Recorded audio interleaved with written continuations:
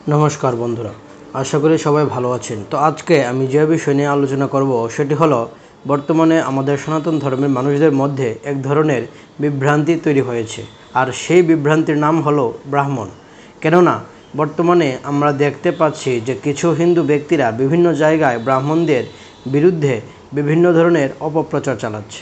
কিন্তু বিষয়টি হলো, কোনো ব্যক্তি যদি কোনো অন্যায় করে তাহলে তাকে দোষারোপ করা উচিত, নাকি সমগ্র সম্প্রদায় তথা ধর্মকে। কেননা আমাদের মনে রাখতে হবে যে সনাতন ধর্মীয় মৌলিক বিষয়গুলো রক্ষায় ব্রাহ্মণদের বলিদান খুবই গুরুত্বপূর্ণ।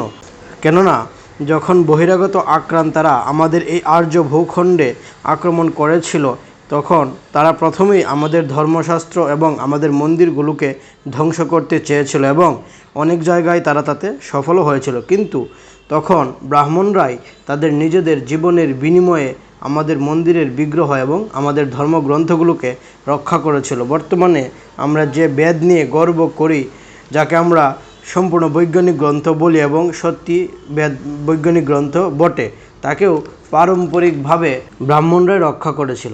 এক্ষেত্রে আজও বেদের শুদ্ধ রূপকে দক্ষিণ ভারতের ব্রাহ্মণেরা রক্ষা করছে। তাই ব্রাহ্মণদের অনেক অবদান রয়েছে আমাদের ধর্মের উত্থানের ক্ষেত্রে। আমরা যদি ওই সমস্ত সনাতন বৈদিক গ্রন্থগুলোকে হারিয়ে ফেলতাম, তাহলে আরও আগেই সনাতন ধর্মাবলম্বীরা তাদের ধর্মকে ভুলে যেত। তাই এক্ষেত্রে ব্রাহ্মণদের অবদানকে অস্বীকার করা যায় না।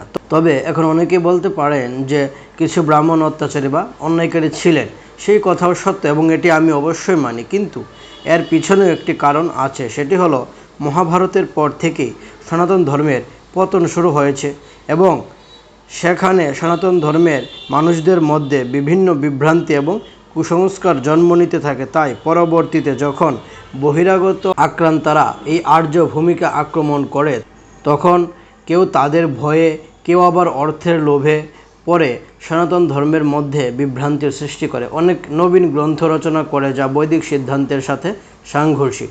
এগুলো মূলতই বহিরাগত আক্রান্তাদের জন্য হয়েছে এবং এটি তাদেরই কাজ। তাই এগুলো নিছক বিচ্ছিন্নতা ছাড়া আর কিছু নয়। কেননা আমরা দেখতে পাই যে আওরঙ্গজেব তার সময়ে পৈতা বা যজ্ঞোপবীতের পাহাড় জমা করত ব্রাহ্মণদের হত্যা করে, অথচ ব্রাহ্মণরা জীবন দিতে রাজি হয়েছিল, তবুও তারা পৈতা বা যজ্ঞোপবীত ত্যাগ করেনি। স্বাধীন ভারতেও আমরা দেখেছি যে ব্রাহ্মণদের উপর সময়ে সময়ে অত্যাচার নির্যাতন চালানো হয়েছে। তথাকথিত মহাত্মা গান্ধীকে যখন নাথুরাম গোডসে হত্যা করেন, তখন কংগ্রেসের সরকার ভারতের দক্ষিণে এবং মহারাষ্ট্রের পুনাতে ৮,০০০-এর উপর ব্রাহ্মণকে হত্যা করে এবং সেখানে অনেক ব্রাহ্মণ মহিলাদেরকে ধর্ষণ করা হয়, শিশুদেরকেও ছাড় দেওয়া হয়নি।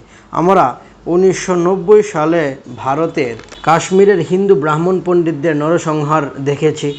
সেখানে আতঙ্কবাদীরা কীভাবে ৫,০০০-এর উপর মানুষকে হত্যা করেছিল এবং মহিলাদের উপর নির্যাতন চালিয়েছিল, যা আজও অনেক জায়গায় বিদ্যমান।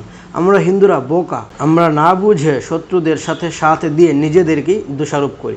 সবসময় ব্রাহ্মণদের উপরেই প্রথমে আঘাত করা হয়, কারণ ব্রাহ্মণরা হচ্ছে সনাতন ধর্মের মাথা, আর মাথায় যখন আঘাত করা হবে তখন পুরো শরীর ওই মৃত্যুর দিকে এগিয়ে যাবে, যা শত্রুরা ভালোভাবে অবগত।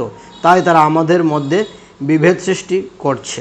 আমি এটা অবশ্যই বলবো যে অনেকেই আছেন যারা নিজেদের ব্রাহ্মণ বলে অথচ সনাতন ধর্মের ক্ষতি সাধন করেন, তাদের বিরুদ্ধে আমাদের কঠোর ব্যবস্থা নেওয়া উচিত। কিন্তু তার জন্য সমগ্র ব্রাহ্মণ সম্প্রদায় তথা সর্বোপরি সনাতন ধর্মকে আঘাত করা যাবে না, এবং করলে এটি হবে আত্মঘাতী। তাই আমি সনাতন ধর্মাবলম্বী মানুষদেরকে বলবো, সনাতন ধর্মের সঠিক ইতিহাস জানুন এবং মৌলিক গ্রন্থগুলোকে অধ্যয়ন করুন। মনে রাখবেন, ভেদাভেদ ভুলে একত্রে যতদিন থাকবেন ততদিন সগৌরবে বেঁচে থাকবেন, কিন্তু যখনই বিভক্ত হবেন কালের করাল গ্রাসে এবং ম্লেচ্ছদের হাতে ধ্বংস হবেন। আমি আশা করব আপনারা কথাগুলোর বিবেচনা করবেন। তো আজকে এ পর্যন্তই, দেখা হবে পরবর্তী এপিসোডে। সেই পর্যন্ত ভালো থাকুন। ধন্যবাদ সবাইকে। নমস্কার। ওম শম।